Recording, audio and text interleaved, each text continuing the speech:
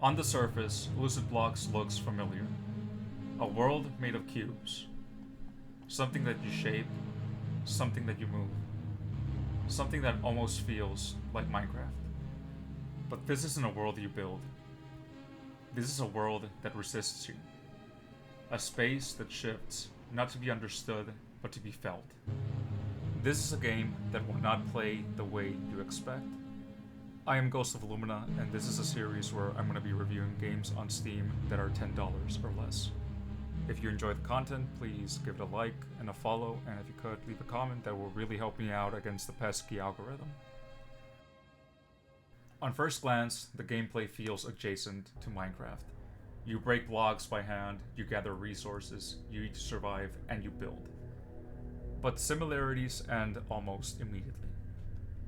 The first thing that stood out is the visual filter. This subtle dithering that slightly distorts your vision. Not enough to frustrate you, but just enough to make everything feel off. It creates this nostalgic haze, while also feeding into the game's uncanny atmosphere. And then there's the crafting system.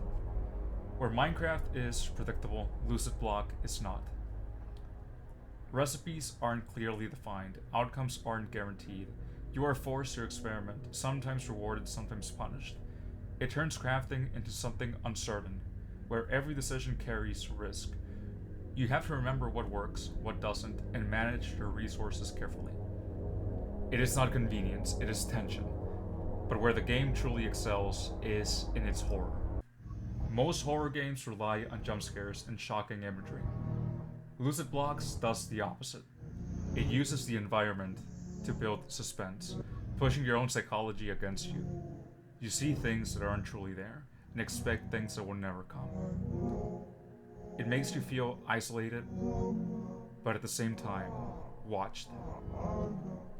Even when you dig a hole and bury yourself, you do not feel safe. The monsters can be seen from a mile away. They are not the real enemy. Your mind is. The silence is. The solitude is. Where Lucid Blocks can improve is in its respawn system. Right now, the only way to move your spawn point is to level up and receive a spawn anchor, a resource that doesn't come as often as players might want. When you die, you return to your own original spawn location, keeping all of your inventory, but you lose your place in the world, forcing you to retrace your steps or explore elsewhere. So if you find a really cool and interesting place and you completely forget how you got there, that place is most likely gone and you will never see it again. A possible improvement would be to allow players to acquire respawn anchors more frequently, but at the cost of losing all inventory upon death, something that Minecraft does. This would balance risk and reward, encouraging cautious exploration and make the world feel more engaging. Now, at a price point of $9.99, is it worth it? If you enjoy sandbox exploration and horror with a slow, suspenseful build rather than jump scares, Lucid Blocks will reward your patience. Its archaic PS1 and PS2 inspired aesthetic adds to the uncanny atmosphere.